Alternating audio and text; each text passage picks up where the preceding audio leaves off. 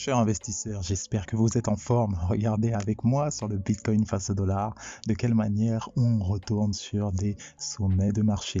On retourne là actuellement sur le haut de notre range, à savoir les 40 000, qui sont une zone très importante. On le rappelle, c'est le haut de notre range et s'il cède, on sait qu'il peut nous amener bien plus haut. On est donc tout proche là de ces hauts de marché. C'est pas pour nous déplaire, on le sait très bien. On va voir en détail. Regardez donc en unité de temps journalière. On enchaîne les journées positives pour le Bitcoin. C'est à nous confondre même, à se demander même si c'est bien réel. On n'a pas eu ça depuis pas mal de temps. C'est un record. On enchaîne bel et bien les journées positives, ce qui montre encore une fois à quel point la force est passée du côté des acheteurs. Alors, on va pas s'affoler non plus parce qu'on sait que ce barrage est très très important, mais pour ainsi dire, en termes d'analyse technique, oui, on intègre le nuage Ishimoku.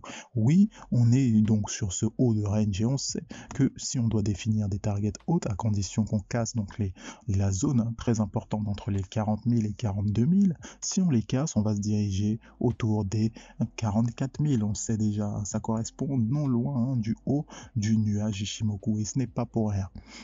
Donc ça sous-entendrait qu'on casserait donc le nuage Ishimoku. On reste à l'affût, on reste bien attentif sur ce scénario qui peut se manifester, encore une fois si les acheteurs cassent leur plus haut. Donc on a tout de même des targets basses qu'il faut considérer si et seulement si les acheteurs véritablement perdent leur force et décident d'aller sur des bas de marché. On parle alors là des 35 000, 36 000, d'accord? Même si on devrait s'attarder de manière plus précise, constater sur l'unité de temps 4 heures, on va d'abord s'attarder sur les creux qui ont été effectués précédemment. C'est bel et bien les 36 800. Encore une fois, vous verrez le prix aller se diriger vers ces prix-là si et seulement si la force faiblit. Là, on constate alors qu'il s'agissait d'une respiration des acheteurs durant la journée d'hier et là, on assiste à un très très beau rebond. Très beau rebond, on constate même la cassure de la Tenkan qui a eu lieu durant de 22h à 2h du matin.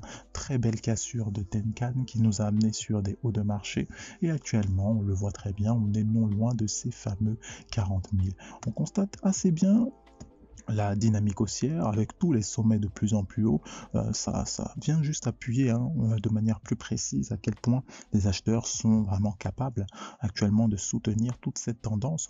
Oui, l'unité de temps 1 heure est également parlante dans le sens où on l'attendait et ça s'est passé un très beau rebond dynamique au sein du nuage Ishimoku qui a été considéré encore une fois comme une résistance, enfin un très beau support même, on dirait un support donc sur le haut du nuage Ishimoku.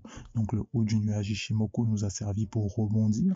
La précision est également manifeste sur cet indicateur, même en 1 heure. On voit assez bien que là, on hésite pas mal quand on se retrouve sur des hauts de marché précédemment créés.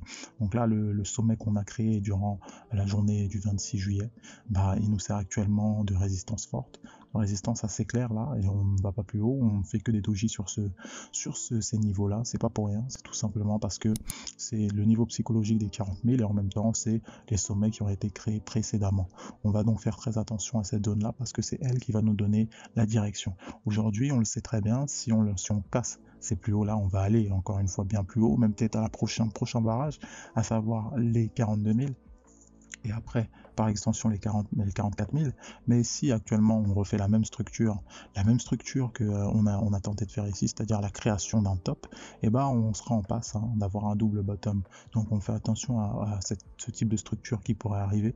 Encore une fois, on le rappelle, 36 800, 35 500 par là, c'est donc la target basse à considérer si et seulement si la faiblesse des acheteurs se manifeste. Regardons, l'Ethereum face au dollar est également important de considérer parce que la target haute de la journée précédente, il faut savoir que c'était les 2300 dans un premier temps et on a dit s'il cassait, on allait aller vers les 2400. On allait aller vers les 2400, donc on est allé d'abord dans un premier temps autour. On allait dans un premier temps autour des 2300, d'accord? On allait autour des 2300 et après par extension, on a pris la peine d'aller bien plus haut. Mais regardez-moi ça. Il faut savoir que ça, c'était durant la journée du 26. Bon, hier, le 27. 2300, ils ont tenu. Ils ont assez bien tenu, là, pour le coup. Et juste après, ils nous ont rejeté pour aller vers des niveaux psychologiques autour de 2200. Encore une fois, vous constatez la psychologie qui est très bien respectée sur l'Ethereum face au dollar. C'est ça qui est très, très plaisant avec cet actif, c'est que il respecte assez bien. Il respecte assez bien ses niveaux psychologiques. Donc on constate, on avait les 2400 pour target ultime. C'était d'abord les 2300, ils n'ont pas su, les acheteurs, ils n'ont pas su donner plus de force pour aller bien plus haut. Donc on s'est retrouvé à en faire un pullback autour des 2200. Juste après ça, on a refait la même structure pour aller autour des 2300. Un petit excès au-dessus. Donc c'est globalement la même structure qui semble se dessiner, plusieurs scénarios qui assurent des 2300 pour aller au niveau des 2400. Ça, c'est la target haute. Un deuxième scénario, on va créer ce double top. Et ce double top, ici, il casse, il nous emmène directement sur les 2150 par là. Donc c'est un bon petit niveau psychologique. Donc ça, là pour aujourd'hui, il faut dire que le scénario est assez clair sur l'Ethereum face au dollar. Donc il n'y a pas forcément besoin de s'inquiéter. On sait globalement où est-ce que le niveau, où est-ce que les prix vont se diriger.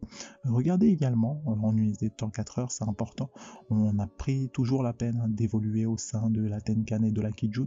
Petite hésitation cependant, on fait mine de sortir de cette zone, donc entre la Tenkan et la Kijun. Actuellement, on est sorti, on s'en extirpe peu à peu. On assiste à un petit croisement au sein de la Tenkan et de la Kijun, ce qui est important de noter également. On peut cependant voir que la tendance haussière est toujours d'actualité. Il n'y a pas forcément de cassure des creux qui a été précédemment créé. Donc, ma foi, on assiste à la création d'une tendance haussière qui est importante, qui encore une fois se manifeste de manière assez claire. Le tout, ça serait de maintenir cet état de hausse des acheteurs, et ils ont intérêt, si on veut voir les prix qui aillent retrouver des sommets qu'on a connus par le passé. Très beau double bottom cependant en unité de temps journalière. De la même manière que le Bitcoin, il faut savoir que l'Ethereum enchaîne les journées haussières. Et ça, c'est manifeste. Si on peut faire un petit tour dans le passé, la dernière fois qu'on a vu ça, oui, c'était vers cette période, cette très belle période de hausse. Il faut savoir qu'on a connu durant avril, là, sur l'Ethereum. On a enchaîné les journées positives, mais pour dire que c'est très rare en fait. C'est très très rare, ça n'arrive pas tout le temps. Et c'est à noter. À noter puisque ça nous permet la création, voire même la confirmation de ce double bottom. Alors, un scénario qui serait dans les jours un peu plus prolongés, c'est-à-dire, donc on dirait dans les semaines à venir, ça serait donc une poursuite, une confirmation de cette structure qui nous amènerait, on le rappelle, autour des 2800, 2900 par là. Très important à noter, la semaine sur l'Ethereum continue sa hausse, toujours en poursuite de la cassure de cette fameuse Tenkan, c'est l'objectif de la semaine. On va surveiller ça de très près, comme à notre habitude. On a pas mal d'infos, on répète encore le scénario d'aujourd'hui. Il est assez simple, il est assez clair.